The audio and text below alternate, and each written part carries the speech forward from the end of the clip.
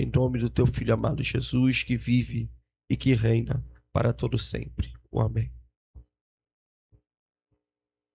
Meus irmãos, recebam todos a paz do Senhor Jesus. Prazer revê-los e estarmos em mais uma oportunidade que os céus nos proporcionam, prestando um culto ao nome santo do Senhor Deus. Gratidão ao Senhor Deus, gratidão ao pastor dessa igreja, gratidão pelo carinho do convite. Evangelho de Marcos, capítulo 11. Evangelho de Marcos, capítulo 11. Eu vou ler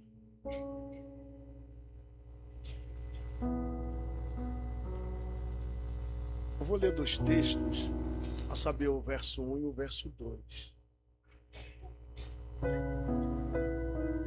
E a gente pensa um pouquinho acerca do assunto. E já devolveremos o microfone a quem de direito. Evangelho de Marcos, capítulo 11. Capítulo 11, o verso 1 e o verso de número 2. Capítulo 1 diz assim: quando se aproximavam de Jerusalém, em Betfage ou Betfagé e Betânia, junto ao Monte das Oliveiras, enviou Jesus 2 dos seus discípulos, a saber, Pedro e João, e disse-lhes: ide à aldeia que está diante de vós. Logo que entrardes nela, achareis preso um jumentinho. Achareis preso um jumentinho. Achareis preso o que, gente? Achareis preso o que, gente? Duvido, mas eu duvido e odó você virar para pelo menos uma pessoa e falar assim, ó, vamos desamarrar o jumento que tem dentro de você.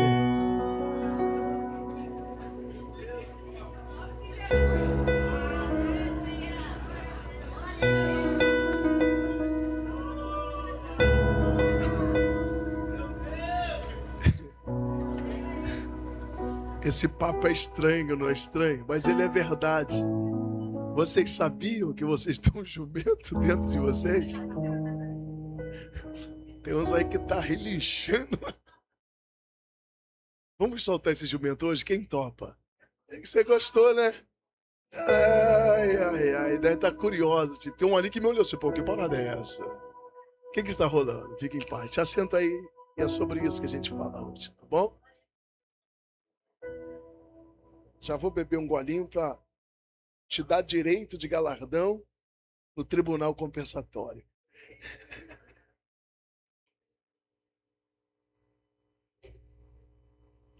Eu queria ser moderno.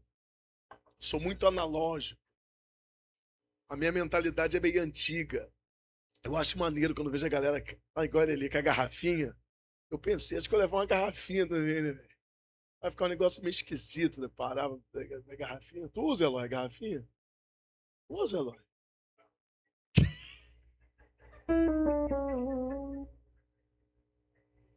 Que isso, cara? Carão garrafudo? Não sabia dessa não, mano. Garrafinha digital. Tá gravando o culto não, né? Tá onde? Tá ali, cara. Deus me livre. Vamos lá. Gente, o espaço geográfico que nós estamos é o templo da ADEFAC. O culto se dá numa noite de terça-feira, em que traz consigo a ideia de avivamento, né? A ideia do avivamento é a ideia de ligação. Vale lembrar que o mundo ficou em grande expectativa concernente à chegada do homem chamado Jesus. Ele nasce em Belém da Judéia e por perseguição de Herodes para aquele momento de matar os primogênitos, ou os meninos que nasceram naquela época, para aquela dispensação, a ordem de Herodes foi que deveria tirar a vida de todos os meninos que nascessem. Então Deus, o Pai, deu a ordem a José com um plano de fuga, que ele deveria fugir para as regiões do Egito até que Deus tratasse com Herodes. Herodes morreu, era tempo de Jesus regressar, e ele vem regressar para Galiléia. Na Galiléia ele vai residir por pelo menos 30 anos, no lugarejo chamado de Nazaré. Nazaré não tem como defini-la como cidade. Nazaré é um lugarejo, é uma província de 300 a 600 moradores camponeses. Nazaré é um lugar pequeno, e se você perceber, lugar pequeno, ele é regido por uma cultura pequena. E uma cultura pequena forma gente de mentalidade pequena. Jesus ficou lá por pelo menos 30 anos. Jesus ficou lá por pelo menos 30 anos, crescendo debaixo de descrédito, crescendo no âmbito de descrédito. Era ouvir das pessoas que olhavam para ele e apenas o reconhecia como filho de José, dono da carpintaria, e como filho também da irmã Maria. Eles tinham dificuldade de dignificar Jesus como reino de Deus na face da terra, e quando eles não o dignificam como reino de Deus na face da terra, eles querem tirar de Cristo o poder de perdão, o poder de cura, e colocá-lo abaixo do sábado. Quando eu uso na minha fala colocá-lo abaixo do sábado, é tentar impor para ele que no sábado é proibido fazer esforço físico, no sábado ninguém pode perdoar, e no sábado também ninguém pode curar. A pergunta retórica que eu faço para mim mesmo é: quem fez quem? O sábado fez Jesus ou Jesus fez o sábado? A resposta fica lógica: é claro que foi Jesus que fez o sábado. Aí eu me torno nego meio que mal criado para dar resposta, porque vamos respeitar. Se a filosofia humanista, a filosofia helenista não dignifica Cristo como Senhor do sábado, tudo bem. Se os fariseus não reconhecem como Senhor do sábado, está tranquilo. Se os escribas também não reconhecem como Senhor do sábado, está de boa também. Agora, querer diminuir o meu Senhor não vai mesmo. Se foi Ele que fez o sábado, Ele faz no sábado o que Ele quer, e ninguém tem nada a ver com isso. Ele é Senhor do sábado. Só a nível de identificação e de edificação para nós, fica evidenciado que a porta da graça está aberta. Então nosso Jesus é a própria graça. Ele ainda cura no sábado, ele ainda perdoa no sábado, ele ainda trabalha no sábado. Foi ele mesmo que disse, pastor Mateus: o meu Pai trabalha até agora, e eu também trabalho. Então não tem essa. Jesus é o Senhor do sábado. Logo, Jesus, aos 30 anos de idade, ele vai se apresentar ao seu primo João Batista, olhando para a profecia de Isaías, que passou a ser chamado ou identificado como profeta messiânico. E a ideia de profeta messiânico é porque Isaías é o cara que mais foi alusivo nas suas profecias ao ministério do Cristo. Por isso recebeu a nomenclatura de o profeta messiânico. No capítulo 7 de Isaías, verso 14, ele profetiza que uma virgem de Nazaré haveria de conceber ou dar à luz ao menino, e o nome dele seria Emanuel. Só que esse mesmo Isaías que profetiza acerca do Cristo, ele sabia que não tinha como Cristo se evidenciar, consolidar a sua chegada ministerial, se não houvesse um outdoor vivo, preparando o caminho do mundo de então para a chegada do Messias. Por isso que esse mesmo Isaías, no capítulo 40, o verso de número 3, ele vai elucidar outra profecia dizendo: vós, do que clama no não é o branquinho que está indo hoje nos textos? É o branquinho que está aí não? Não é o branquinho não, né? Quem é o que está aí hoje? Braia aprendeu com o branquinho, né? Tá ligeiro, viu? Vós que clama, branquinho, congrega aqui ainda. Fala que eu deixei um beijão pra ele. Eu sou apaixonado pelo branquinho. Tá vendo? Branquinho, lhe amo, viu? Sou bem resolvido, mas lhe amo. Lhe amo de verdade. O branquinho é meu fechamento. Vós do que clama no deserto, preparai o caminho do Senhor, e direitai no ermo, no deserto, a vereda ao nosso Deus. Claro que essa profecia está falando de João o Batista. Então, os tempos vão se passando e, de fato, Jesus tem o seu caminho ministerial preparado pelo próprio João o Batista, que é o seu primo. Logo aos 30 anos de idade, Jesus está ainda em Nazaré. É quando a legislação de então compreende que o varão hebreu completa a maioridade. E tendo a maioridade, tem maturidade, responsabilidade para pôr o seu ministério a público. Por isso que Jesus se apresenta no Jordão. E quando ele se apresenta no Jordão, João Batista olhando para ele, porque João Batista era referência de profecia e profética para aquele tempo. As pessoas olhavam para João Batista no deserto e outra, viu? O homem pregava nas regiões desérticas. E para além do deserto, a profecia era dura, de confronto, chamando o povo para um arrependimento. Quando as pessoas destacavam João Batista como a evidência profética, João Batista transferia todo o peso de responsabilidade para Cristo, dizendo: eu só batizo vocês com arrependimento nas águas. Espera para ver o que vem pós mim. Ele vai batizar vocês com o Espírito e também com fogo. João Batista fazia questão de sair de cena e dizer que importava que Cristo fosse evidenciado e ele se diminuísse mediante a sua função que ele estava desenvolvendo. Quando Cristo se apresenta no Jordão para ser batizado por João Batista, João Batista olha para ele e diz: eu que preciso ter contigo e você vem ter comigo? Jesus disse: não atrapalhe a minha estação, deixe assim por enquanto, para que se cumpra tudo que nela está escrito. Jesus foi submergido às águas. Quando ele foi levantado, diz o texto de Mateus, e Mateus é a única testemunha ocular numa linguagem jurídica. Mateus diz que os céus se abriram, o Espírito desceu na forma corpórea de uma pomba. Ora, Lucas não conheceu e também não andou com Jesus, mas Lucas foi detalhista em dizer que quando Jesus foi submergido nas águas, ele vai diferir do pensamento de Mateus, mesmo sabendo que Mateus é testemunho ocular. Lucas diz: Mateus, vou escrever pelo ângulo que eu pesquisei e cheguei à conclusão.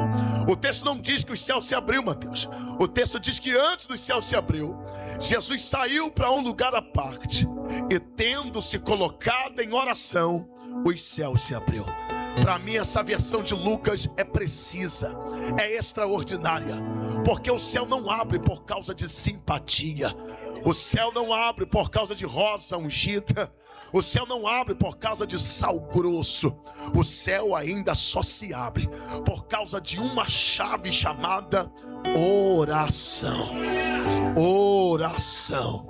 Céu se abre para quem ora. Deixa eu te falar, você pode estar nesse culto aqui hoje, pode estar male, pode estar borocochô, pode estar no fundo do poço, chegasse aqui desanimado, sem força para nada, mas quando você se posiciona mesmo fraquinho para orar a Deus, esquece, irmão, os demônios ficam desesperados quando um crente mesmo fraquinho, mesmo falho, só por causa desse aleluia eu vou ir. Você pode até ter pecado no dia de hoje, Satanás bateu o ziriguidum nos ares, e por causa do peso da culpa do teu pecado, ele acreditou que você não veria na ADEFAC hoje. Aí você veio pesado, mas veio desanimado, mas veio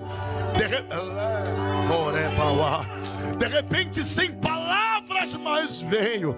Aí tá quietinho, aí de repente foi cantado que a batalha vai começar. A batalha já começou, e sem você perceber, o anjo do renovo te visitou.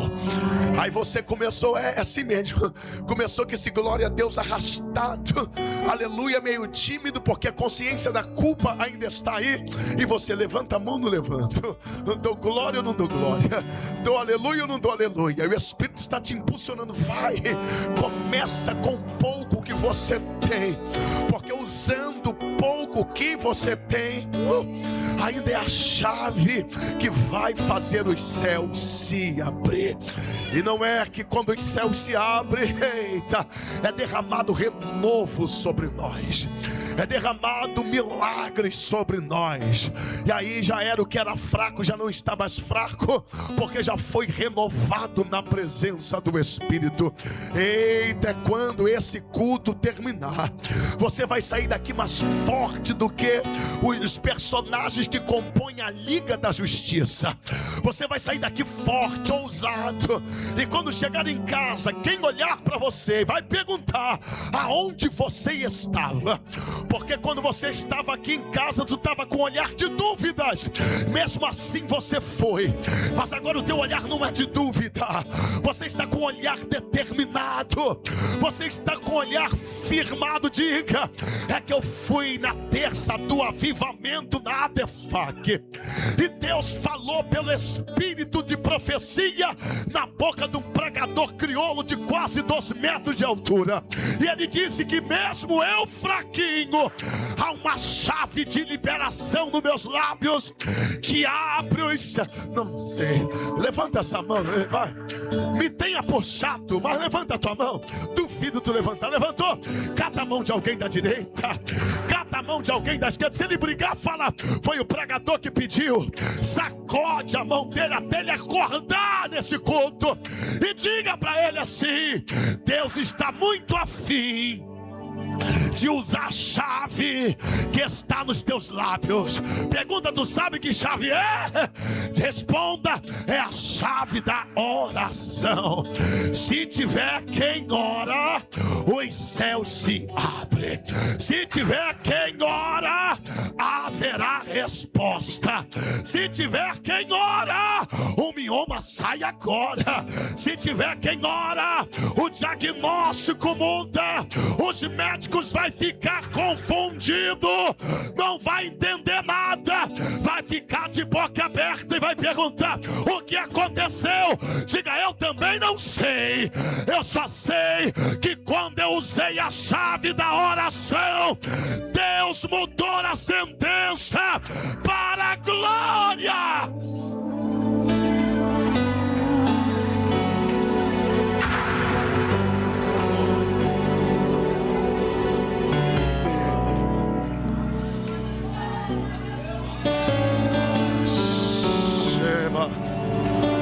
Vocês têm coragem, ADEFAC? Vocês têm coragem da gente usar essa chave por 1 minuto? Só 1 minuto. Tem? Vocês têm? Vou largar o microfone, tá valendo, tá?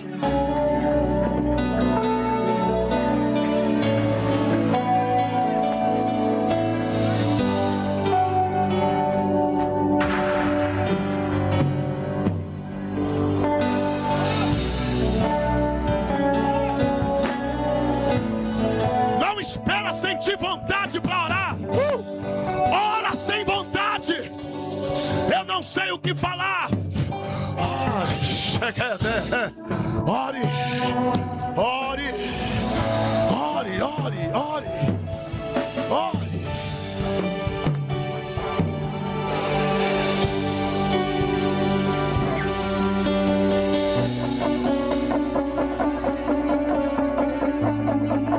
Você terminou?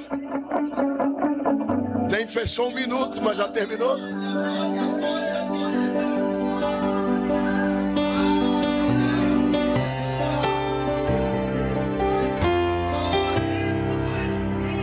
Fala, Daniel, o que aconteceu? Eita. Eu tenho uma cova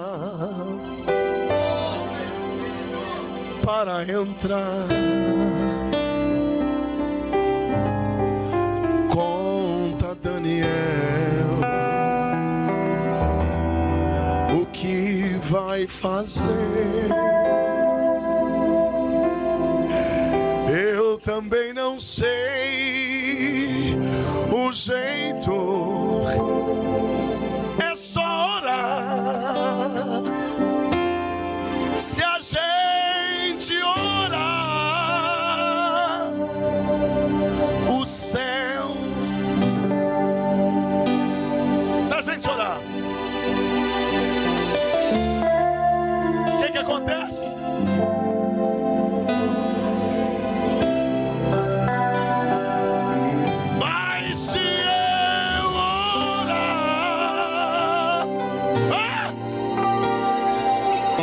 Deus já está agindo.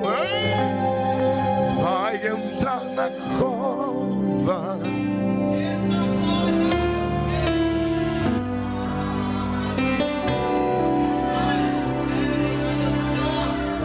Ore. Ore. Se você esperar sentir vontade para orar, você não vai orar nunca. Ora quando não sentir vontade. Coloca a sua carne submissa ao teu espírito. Diga para ela: carne, aqui tu não manda, quem manda é o meu espírito.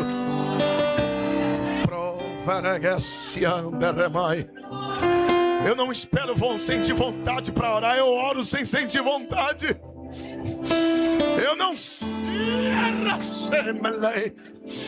Eu não sinto vontade para orar, eu oro para sentir. Então ore. Ore. Nunca haverá resposta de céus abertos para a sua vida se você não entender o processo de uma vida de oração. Você precisa tomar forma desse estilo de vida, sabe? Oração. Pessoas fazendo há 10 mil dias de campanha, vai fazer 20 mil e não vai receber nada. Você precisa compreender o que é a vida de oração. Dwight Lima Moody é o cérebro ganhador de almas. E um dia perguntaram para Moody: Moody, tu deve orar demais. Ele diz: eu não sei o que é orar 10 minutos, mas também não sei o que é ficar 10 minutos sem orar. Parece que a minha fala vai soar ofensiva, mas eu vou falar de propósito. A gente não sabe o que é orar. Pessoas que estão assentadas nessa cadeira não sabem o que é debruçar pelo menos 1 hora orando. 10 minutos de fadiga, 20 minutos de cansa. Loreva simintoroshimlai. Lurikindorosimandoreva. A vida que você leva é reflexo da vida de oração que você tem. Como vai a tua vida de oração? Como vai a saúde da tua vida de oração? Não oro nada. Percebe-se? É só olhar para você. E eu vou apertar mais um pouco. Pode fazer cara feia, não tem problema não. Se a oração que você faz, ela não move nada na tua vida, essa oração não serve para ninguém. Porque se a oração que tu faz, ela não muda você, desculpa, ela não vai mudar a vida de ninguém. Por isso que eu estou sendo incisivo. Ore. Um jovem me procurou, missionária. Eu tive um sonho. Qual sonho? Que eu orava com o senhor. Vamos orar. Estou orando aqui em casa. Começa meia-noite. Ele veio. A oração durava de meia-noite às 3. O menino é pregador e não orou 20 minutos. E eu fiquei me perguntando: o que é que esse cara prega? E o pior, é um pastor. Ele diz: mas você ora muito. Eu falei: eu não oro muito. É que a minha dependência de Deus me obriga a insistir numa conversa com Ele acerca daquilo que eu não posso fazer.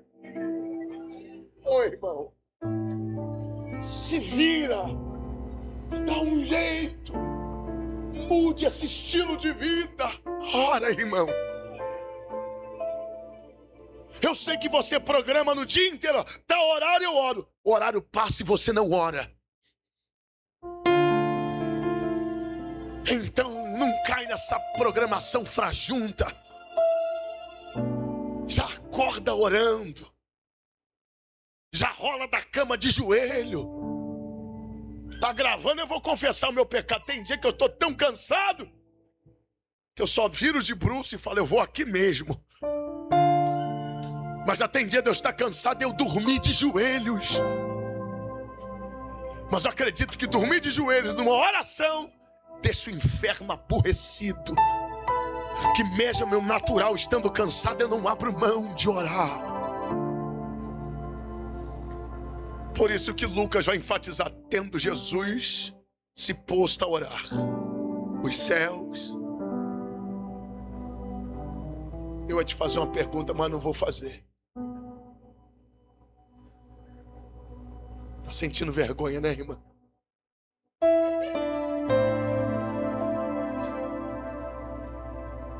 Eu também já senti vergonha de mim um dia.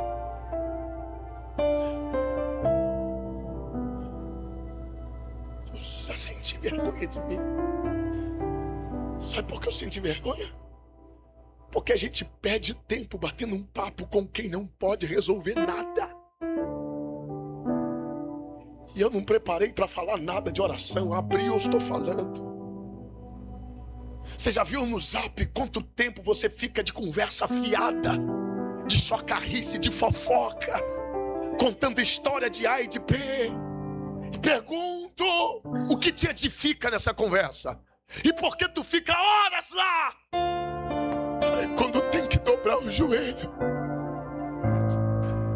para falar com o amor da nossa vida, a gente entrega uma merreca de 5 minutos. Porque diz, as palavras acabaram. Porque não acaba para fofoca, mas acaba para um momento tão sério com alguém que pode resolver a tua história. Pega a mão de alguém. Eu tô ficando soltinho, igual arroz de vovó. E quanto mais eu vejo o cara feio, mais solto eu fico. Pode fazer, tem problema. A Defac é minha casa, a Defac é minha casa. Foreba, se canto, remai. Pega a mão de alguém, pega e fala assim, ó, Deus está com saudade de você. No lugar da oração.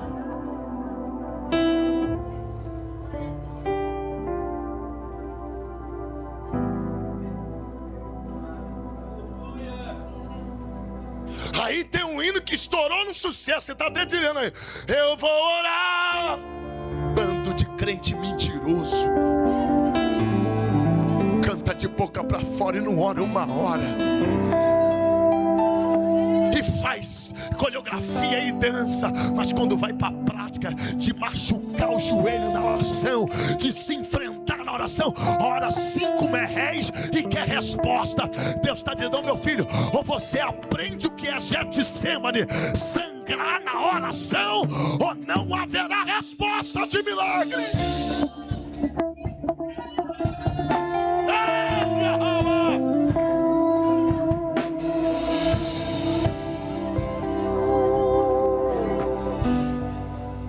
A gente não sabe o que é vida de oração. A minha mãe mal assinava o nome. Veio da roça, nunca estudou o que eu estudei, nunca viajou para viajar o que eu viajei pregando. Nunca. Mamãe não tinha uma desenvoltura top pregando. Uma oratória? Não tinha. Mas se tem uma coisa que minha mãe me perguntava pelo menos todos os dias, era isso. E aí, meu filho, como vai? Eu falei, vai bem. E ela disse, tem orado? Porque ela sempre falou para mim, voltou pro céu, vai fazer 4 anos, com 86 anos, presidente geral do nosso campo por 56 anos. Ela falava para mim o seguinte, o dia que tu não tiver disposição para orar, não sobe em púlpito para pregar. Quer mais? Aí vem um bando de bocó, pensando que púlpito é picadeiro de circo, querendo mostrar performance. Púlpito não é lugar de performar. Púlpito é lugar de ser profeta e profetiza para a noiva do Cordeiro. Se não tem disposição para orar, abre mão de ser obreiro. Não serve para ser obreiro. Obreiro que é bom para fofoca e péssimo para oração. Mamãe perguntava, tem orado? Eu falei, tenho. Ela diz, a oração que você tem feito, o que ela pode promover na vida dos meus netos? Por isso ela dizia, ore, até que a oração que tu faça mude você primeiro. Porque quando você orar ao ponto da oração te colocar no nível de você entender a nossa mediocridade, Aí sim a gente vai entender o que essa oração pode fazer na vida de alguém. E eu vou terminar porque tem 4 pessoas de cara feia. E eu não quero estragar o seu culto, mas eu precisava me permitir. Ai, mano.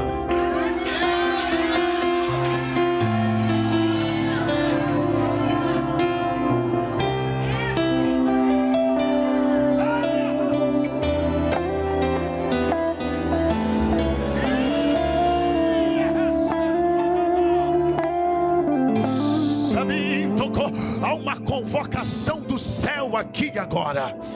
E essa convocação do céu não é para frouxo e nem medroso.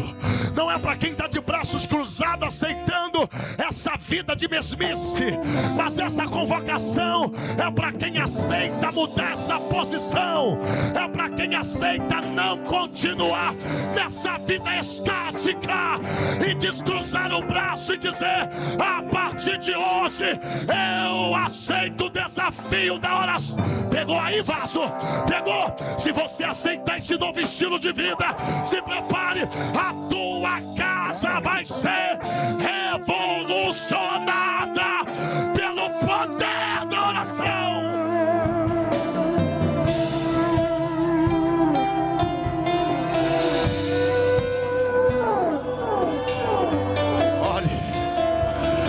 Ore. Ore, o céu está aberto, está caindo alguma coisa aqui. Ore alguém aqui na minha esquerda. Ore alguém aqui na minha direita. Ore em línguas. Ore em línguas estranhas, isso. Ore com glória a Deus. Ore com aleluia. Ore com a mão levantada. Ore chorando. Ore com quebrantamento.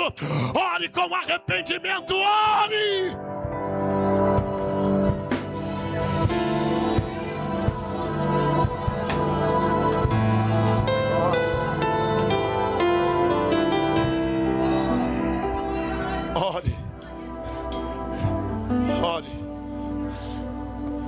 Ore. Deixa eu te falar. Existe no mundo espiritual 2 chaves poderosíssimas que não há demônio. Guarda isso, amiga. Não há demônio. Pode ser o capeta que for, que não resiste a essas 2 chaves. Uma é a oração, a outra é o jejum.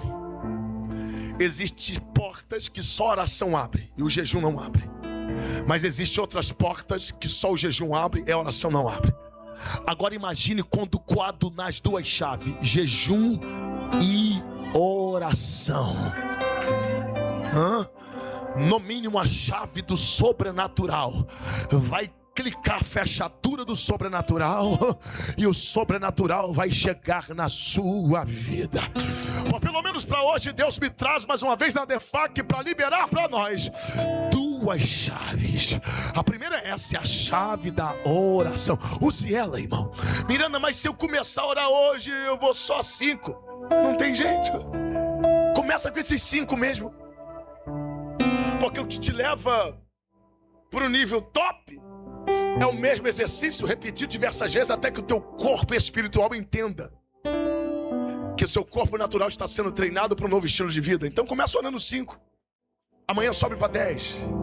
Depois vai mais 5. Vai chegar um dia que tu vai orar 1 hora e o teu espírito vai gritar só: está muito leve isso. Vamos subir para 2 horas. E aí quando os pastores te convidar para oração, tu vai surpreender. Estou dentro. A oração é comigo, estou mergulhado. Os céus se abriram. No início, os céus se abriram. E o Espírito desceu. Não vou nem falar sobre o Espírito que desceu por causa da oração. O Espírito desceu. Ele vai ao deserto no poder do Espírito, vê essas tentações, volta em Nazaré, prega, é expulso porque curou alguém. Só que aqui agora não é mais o início do ministério, é o fechado ministério. E ele está vindo legal, no contrato legal. Falamos do início, introduzimos com o início e vamos fechar, claro, com o final. Ele está vindo para Jerusalém e a profecia de Zacarias diz que ele não pode chegar em Jerusalém a pé. Ele tem que chegar montado no lombo de um jumentinho. Ele está se aproximando de Jerusalém, ele para e diz: está vendo essa aldeia que está diante de vós? Eu estou dando uma ordem para vocês. Vão lá. Quando vocês entrarem, vão achar um jumentinho amarrado. Vão achar um jumentinho o quê? Um jumentinho o quê? Soltai-o. Aí a menina está dando para saber do jumentinho, que está com um olhar de expectativa. Vai, fala logo, quero saber, quero saber. Ele falou assim, soltai-o e traga para mim. Ele está dizendo, soltai-o e traga para mim. O jumentinho está o quê? O jumentinho está o quê? Mas Jesus está pedindo para quê? Jesus está pedindo para quê? Beleza, jumentinho está o quê? Jesus está pedindo para quê? Só que quando soltar, alguém vai se opor, dizendo, por que estão fazendo isso? Aí Jesus dá a senha. Fala, diga que o Senhor precisa dele. Compreendeu? Beleza, então vamos fechar aqui agora. O jumentinho está? E Jesus mandou? Beleza. Jumento é bonito? Não. Jumento é inteligente? Não. Jumento é feio. Jumento é irracional.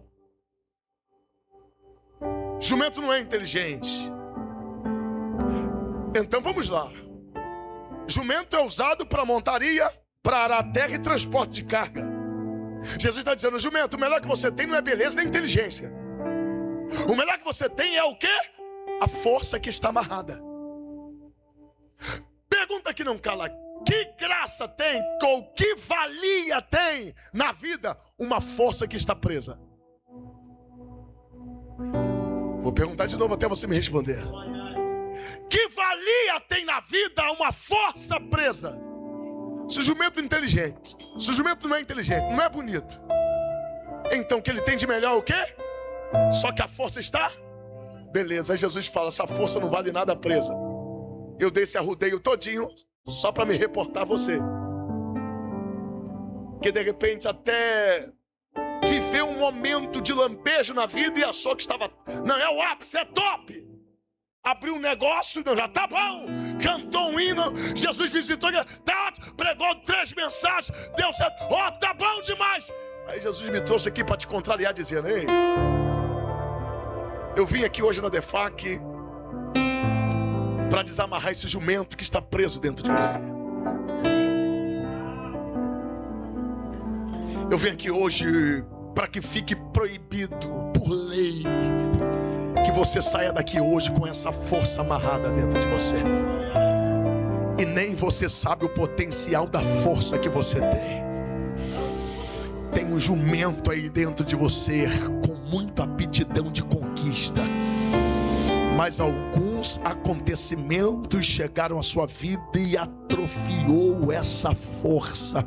E você tem aceitado essa corda invisível, essa amarra invisível, prendendo o melhor que você tem. Ah, eu tô atendendo, eu faço unha, mas eu atendo de casa em casa. Você boba, tu já era para ter aberto teu espaço há muito tempo, mas muito tempo. Pessoas que estão presas, amarradas, e o jumento precisa ser solto. E sabe qual é legal?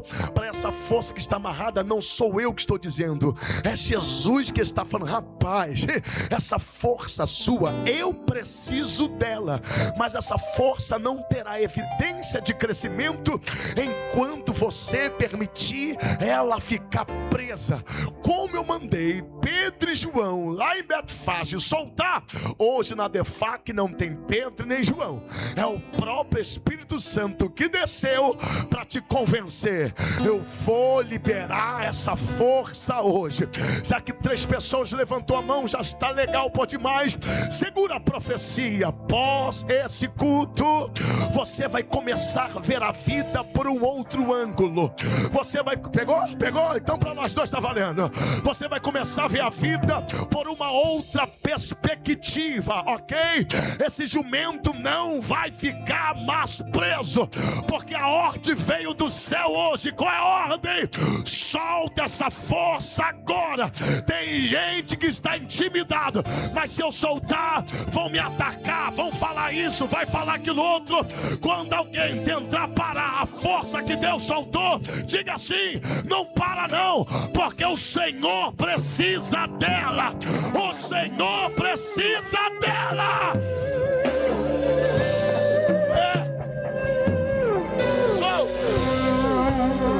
Solta. Me deixou, né? percebeu? Eu não vou falar mais, mas tem muita informação aqui. Muito bom.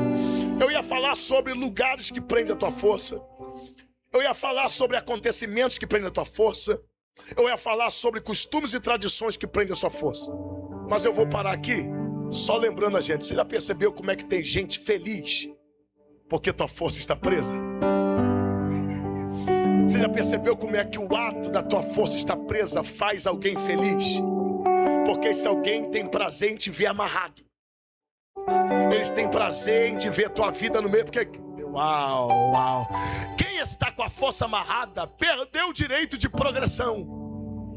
Você vai sempre passar e ver ele preso no mesmo. Então isso dá prazer a eles, de olhar e dizer assim, ó, a vida da fulana não muda. E eles falam num tom de prazer, dá gosto bom na boca deles, sabe? Eles têm alegria de olhar para você e dizer, mas a vida de fulano é a mesma, olha lá.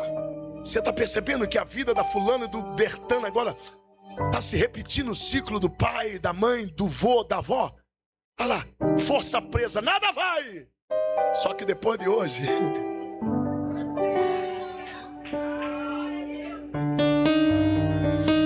vão te procurar no lugar aonde parecia que nada funcionava. Alguém vai ficar perplexo e dizer assim, mas cadê fulano? Que não está mais ali amarrado. Diga, Jesus deu uma ordem.